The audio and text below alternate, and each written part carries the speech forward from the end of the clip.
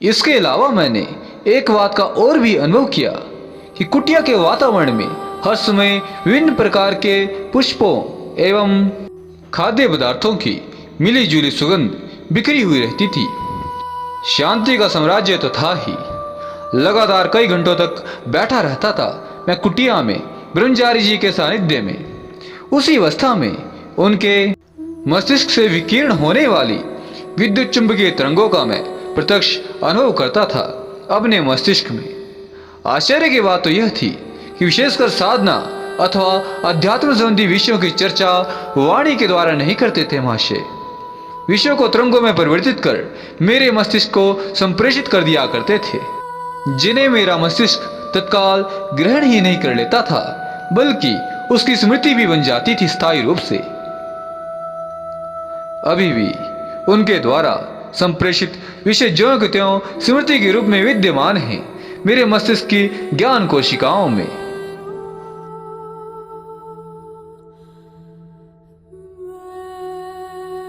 गोपाल ब्रह्मचारी वैशाली के निवासी थे। परिवार में केवल एक वृद्ध महिला थी जो दूर के रिश्ते में दादी लगती थी। 5 वर्ष की अवस्था में ही गांव के शिव मंदिर के पुजारी बन गए गोपाल ब्रह्मचारी। गांव वाले मंदिर में जो दान दक्षिणा चढ़ाते वही आय का एकमात्र मूल स्रोत था उनका। दादी के देहांत हो जाने के बाद उनकी वृत्ति स्वतंत्र हो गई। साधु सन्यासी जैसा जीवन व्यतीत करने लगे वह। अधिकांश समय शिव मंदिर में ही बीतने लगा उनका। आगे की कथा सुनिए स्वयं गोपाल ब्रह्मचारी के लिखे शब्दों द्वारा। उस समय 20-22 वर्ष का होऊंगा मैं। सावन भादों का महीना था। पिछले 3-4 दिनों से लगातार बारिश हो रही थी। नित्य की भांति पूजा आरती करने के बाद मंदिर के दलान में बैठा मौन, और उसी समय लंबी चौड़ी कदकाठी के महात्मा न जाने किधर से आकर खड़े हो गए मेरे सामने। आश्चर्य की बात तो थी यह कि उस भयंकर वर्षा में भी जरा भी भीगे नहीं थे वह। बड़ा ही अद्भुत और आकर्षक व्यक्तित्व था उस अपरिचित महात्मा का, इसमें संदेह नहीं। मैंने सिर उठाकर महात्मा की ओर देखा। वे मंद मंद मुस्कुराते हुए गंभीर स्वर में बोले, तेरा नाम गोपाल है ना? मैंने सिर हिलाकर कहा, हाँ मेरा ही नाम गोपाल है। महात्मा पूर्ववत गंभीर स्वर में बोले, तो तू यहां क्या कर रहा है? मेरे साथ चल, तुझे लेने आया हूं मैं। बहुत चक्का सा महात्मा का मुंह देखने लगा मैं।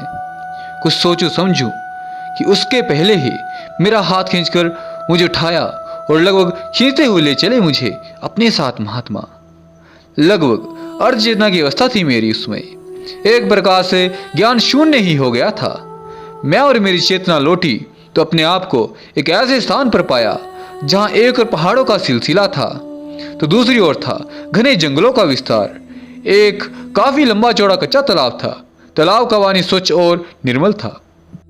तालाब के किनारे ही 10-12 आम, पाकड़ और जामुन के घने पेड़ थे, जिनके नीचे एक बड़ी सी कुटिया थी घास फूस की।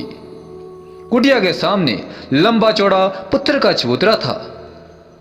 वातावरण में घोर निस्तब्धता बिखरी हुई थी। अपने आप में गहन शांति का अनुभव कर रहा था मैं। वह कौन सा स्थान था मैं यह तो नहीं बतला सकता, लेकिन था अत्यंत रमणीक और प्राकृतिक छटाओं से भरा हुआ। महात्मा का नाम था प्रज्ञानंद। आयु कितनी थी यह बतला नहीं सकता, लेकिन आगे सब कुछ आश्चर्यजनक ढंग से स्पष्ट हो गया।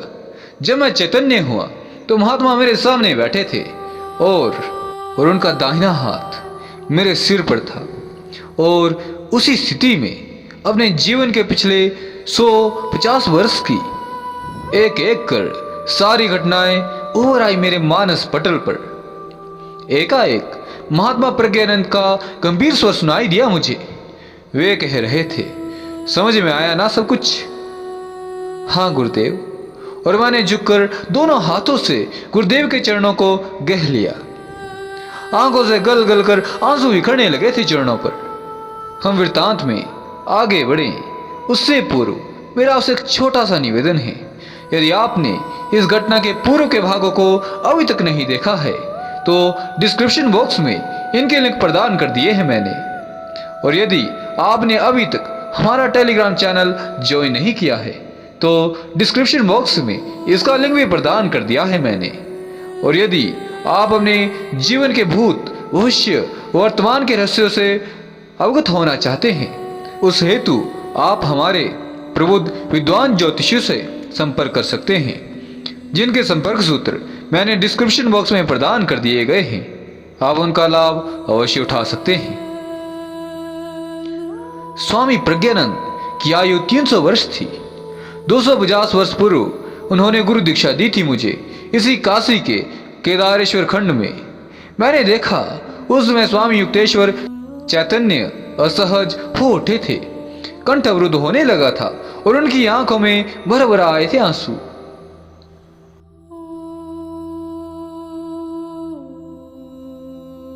दीक्षा ग्रहण करने के पश्चात गुरुदेव के साथ हिमालय चला गया और उनके निर्देशन में योग की उच्चतम साधना की मैंने, और साधना काल में ही शरीर से मुक्त हो गया मैं।